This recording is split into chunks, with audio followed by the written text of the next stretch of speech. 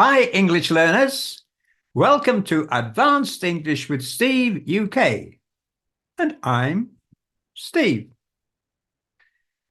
Now, do you ever get angry or frustrated? No?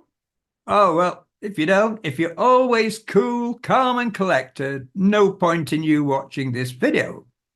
Because this video is about idioms dealing with anger and frustration.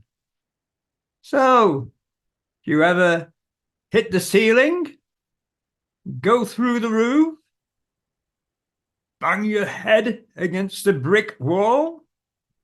Well, if you do, then this video is for you.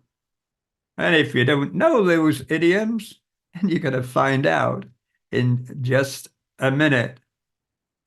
Okay, so let's have a look at them. Before we do, please remember to subscribe, because if you don't, I shall hit the ceiling and go through the roof. I'm kidding, of course, but it would be nice if you did. Okay, let's make a start. And we'll start with the one I've just mentioned, hit the ceiling, which means to become extremely angry. An example: when he found out about the mistake, he hit the ceiling and started yelling at everyone. A very similar one is to go through the roof, to become extremely angry or agitated. The boss's constant criticism made her blood boil, and she finally went through the roof. We've got two there. We've also got made her blood boil. She went through the roof. Not literally. Have you ever bitten someone's head off? And again, not literally. To bite someone's head off means to respond angrily and sharply to someone. When asked about the delay, the manager bit my head off instead of addressing the issue. This is a good old British idiom. To fly off the handle. To lose one's temper suddenly and unexpectedly. He flew off the handle when he heard about the project delay and started shouting at the entire team. I never fly off the handle. I'm always calm. Yeah. Have you ever seen red about something? Seeing red means that you're extremely angry or enraged. The constant disruptions in the meeting had everyone seeing red. What gets me seeing red are people that are rude. I can't stand it. That's another one. To can't stand something. To throw a tantrum. Now, often we use this when talking about children, but it can be applied to adults as well. It means to have a fit of anger or frustration. Unable to get his way, he threw a tantrum and stormed out of the room. Oh, and here we have boil over again. To reach a point of extreme anger or agitation, like a pan of water is boiling over. You're steaming with anger. The unresolved issues in the team began to boil over, leading to heated arguments. To drive someone up the wall. To annoy or irritate someone greatly. The constant noise from the construction site was driving the residents up the wall. There's not much that drives me up the wall, except occasionally people who come on Facebook and say they're complete beginners and can they achieve complete fluency in 3 months? Yeah, well, they can dream. I could say, yeah, and pigs might fly. In a stew. If you're in a stew, you're in a state of agitation or anxiety. Waiting for the important decision had him in a stew, able to focus on anything else. I don't know why we say that. Because a stew is quite nice to eat, isn't it? It can be delicious. You can also stew about something. If you stew about something, you're brooding about it. Stew, in a stew. To have a chip on one's shoulder. Chip. It's like a wooden chip. It's not a chip that we eat, what Americans call French fries, what we have with fish and chips. It's to be easily offended or to hold a grudge. Ever since the disagreement, he's had a chip on his shoulder, reacting angrily to criticism. You can have a chip on your shoulder about other things. Maybe it's because you haven't had the opportunities in life. You haven't had the money. You haven't had the education. You felt jealous about something. Lots of things can leave you with a chip on your shoulder. Fortunately, I don't think I've ever had one. The spit nails. It's very evocative, isn't it? To be extremely angry or furious.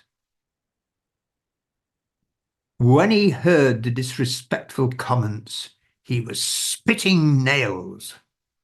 God, sounds awful. Spitting nails. This next one's a good one, and I think we all do it at some stage in our lives. To cut off one's nose to spite one's face.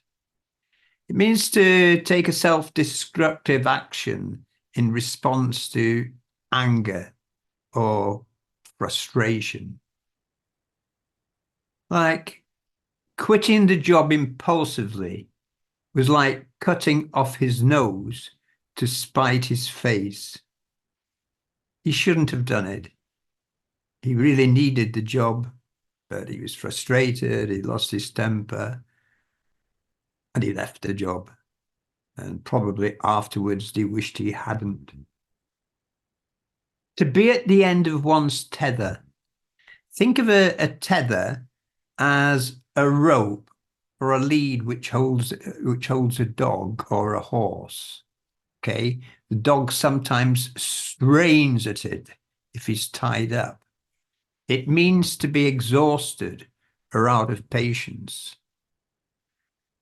Dealing with constant delays and setbacks, she was at the end of her tether. Maybe you're at the end of your tether sometimes, trying to learn English, especially all the phrasal verbs and idioms. To grind one's teeth. When you grind your teeth together, they make a noise. It's to express anger, frustration, or resentment. Unable to control his anger, he stood there grinding his teeth during the argument. And of course, you can also say, you grit your teeth. You grit your teeth when you're putting up with something, when you're tolerating something that you don't like. So you grind your teeth and grit your teeth. To hit below the belt.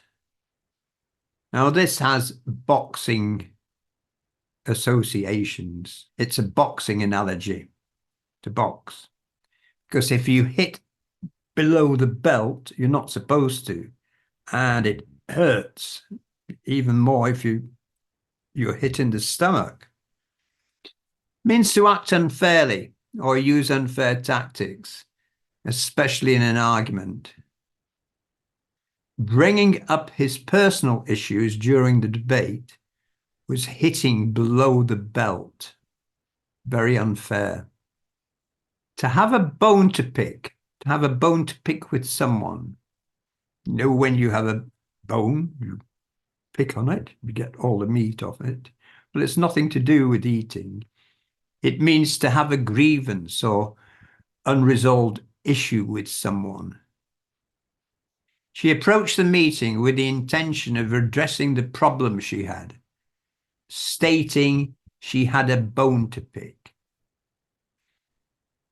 You sometimes use it in conversation when you want to complain to someone about something they've done or said. You might say, "I've got a bone to pick with you." Ooh, they say, "What is it?" Then you tell them what you're upset about. To rub someone up the wrong way.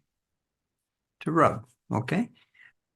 You can imagine a dog or a cat. Its fur goes in one direction, doesn't it? And you're rubbing it in the wrong direction. I don't think they'd like it very much. But to rub someone up the wrong way means to irritate or annoy someone.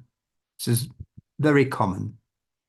His arrogant attitude always rubbed his colleagues up the wrong way. Have you ever met people who rubbed you up the wrong way? No? Lucky you. To lose one's cool. To lose composure and become angry or upset. Despite the pressure, it's crucial not to lose your cool during important negotiations. Stay calm, stay patient. Sometimes people try purposefully to annoy you and make you angry. That's what they want. So keep your cool. To blow a fuse. You know what a fuse is? In a household, a fuse is what blows when the electricity goes out. So to blow a fuse means to become extremely angry or lose one's temper. It suggests that we have a fuse inside our head. When he discovered errors in the report, he blew a fuse and demanded an explanation. Throw a spanner in the works. Imagine a factory here with lots of machinery whirring away. You throw a spanner into it and it all grinds to a halt. So what it means when you throw a spanner into the works is to disrupt or hinder a plan or process. The unexpected resignation of a key team member threw a spanner in the works for the upcoming project. To hit a brick wall. Oh, this often happens to me when I'm trying to sort out problems to do with the computer and making videos. It means to encounter an obstacle or reach a point of no progress. Despite numerous attempts, the team hit a brick wall in trying to solve the complex technical issue. To be between a rock and a hard place means to face a difficult choice with no easy solution. The manager found herself between a rock and a hard place when forced to give priority between two equally crucial projects. hard decision to make. Another one with wall, to be up against the wall. This time we're not saying brick wall. To be in a situation with limited options or resources. With the budget cuts, the marketing team felt up against the wall in executing their planned campaigns. Very similar, you could be locked in a corner, trapped in a challenging situation with no apparent way out. The negotiations seemed deadlocked, leaving both parties locked in a corner with no agreement in sight. Banging one's head against a brick wall. This one I love, probably because I do it a lot when I'm feeling frustrated. Again, not literally, and I'm not going to demonstrate it. I'd hurt my head, and I haven't got a brick wall near me. It means repeatedly trying to solve a problem without success. Trying to implement the new software felt like banging our heads against a brick wall with all the technical glitches. Again, referring to my computer, sometimes I face an obstacle and it takes me some time to try and solve it. I use a Mac and I have to get onto Apple to say, what's going wrong here? I'm banging my head against a brick wall trying to solve it. Ouch. Back to square one. This is very much a business idiom. Having to start over because previous efforts were unsuccessful. The unexpected issues forced the team to go back to square one on the project planning phase. Fighting a losing battle. I think this one sounds pretty obvious. It's attempting something with little chance of success. Trying to change the outdated policies felt like fighting a losing battle as the resistance was strong. You can use it about people. You try to tell people that they're doing things in a wrong way or they should try another approach, but you fight a losing battle in trying to persuade them.